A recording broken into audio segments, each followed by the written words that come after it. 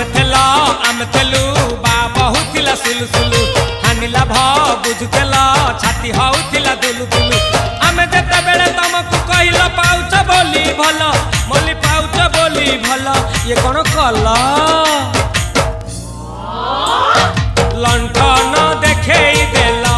दिन रे बाबा लंठन देखेई देला